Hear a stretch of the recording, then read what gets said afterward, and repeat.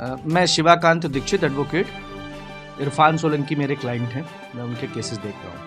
Sir, जो आज red पड़ी है, किस चीज़ की रेड है, कितनी टीमें आई और क्या लगता है किन मुद्दों को लेकर रेड डाली गई? देखिए, मुझे अभी सुबह 6:30 पौने 7 के आसपास जानकारी हुई कि अचानक से कुछ लोग आ गए हैं जिन्होंने अपना परिचय नहीं दिया है और रेड की है उनके घर पर, इरफान सोलंकी के घर पर। इरफान सोलंकी के घर के पास उनके भाई भी 2 रहते हैं, उनके घरों पर और उनके एक चाचा के घर पर रेड की है।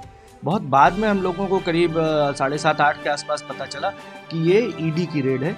उन्होंने आते ही सारे जो सीसीटीवी कैमरे हैं, जो हम लोगों की जानकारी है उसके अनुसार उन्होंने बंद कर दिए हैं और किसी को कोई जानकारी नहीं दे रहे हैं। इरफान सोलंकी के घर पर उसके घर पर कोई नहीं है, उनके घर पर सिर्फ एक उनकी मेड है, तो उससे भी जानकारी नहीं मिल पा रही है। उसका मोबाइल वगैरह बंद कर रखा है, जब्त कर रखा है। और चूंकि इरफान के 2 मुकदमे अभी जजमेंट पर लगे हुए हैं 14 मार्च को, एक आगजनी वाले मुकदमे में जिसमें इरफान सोलंकी, रिजवान सोलंकी और बाकी 3 लोग और भी हैं, टोटल 5 लोग हैं, उसका जजमेंट 14 मार्च को आना है। और एक आचार संहिता का मामले का जिसका जजमेंट कल आना था 6 मार्च को, उस पर माननीय उच्च न्यायालय शासन चला गया है, तो उसमें भी जजमेंट की तिथि 14 लगी है। मुझे ऐसा लग रहा है कि कोई कारण ऐसा नहीं है कि जिसके कारण ईडी की कोई रेड हो, लेकिन फिर भी अगर वो शुचिता के साथ साफ सुथरे और पारदर्शी तरीके से कोई जांच करते हैं तो हमें उसमें कोई आपत्ति नहीं है। लेकिन अगर वो कुछ छुपाते हैं तो वो निश्चित तौर पर आपत्तिजनक है, उनको सब कुछ बताना चाहिए।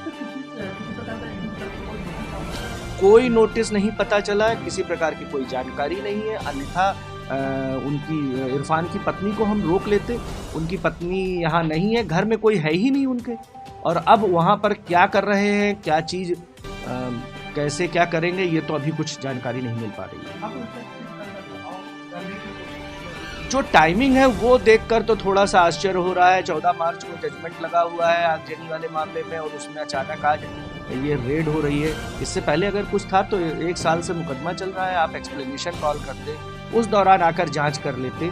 लेकिन और जिस तरीके से हो रही है, ये दोनों चीज़ें थोड़ी सी सोचनी है। पारदर्शिता अपनानी चाहिए। वो सीसीटीवी फुटेज दें, उन्होंने कैसे जांच किया, कैसे कर रहे हैं। सर, आगे आप लोगों की तरफ से क्या कर रहे हैं? देखिए, पहले हम लोगों को पूरी जानकारी मिले, अभी तो कोई वो जानकारी दे नहीं रहे हैं, पूरा बंद कमरे में कर रहे हैं। अब हमको ये भी देखना है कि हमारे घर में, यानी इरफान के घर में जहाँ कोई नहीं है, वहाँ वो क्या कर रहे हैं। उनको कायदे से किसी परिवार के प्रतिनिधि को बुला लेना चाहिए। पूरी रेड है, जिसे आप रेड कह रहे हैं, पूरी रेड को उनको संभवतः वो वीडियो रिकॉर्डिंग कर रहे होंगे, लेकिन उनको सबके सामने करना चाहिए, कुछ पारदर्शिता रखनी चाहिए। सर, आपकी जानकारी में कितनी टीमें आई हुई हैं? हमारी जानकारी में 4 से 5 टीमें हैं, जो 3 एक इरफान के यहाँ है और एक उनके चाचा के यहाँ है और 2 उनके भाइयों के यहाँ है और एक टीम बाहर से उनको कोऑर्डिनेट कर रही है।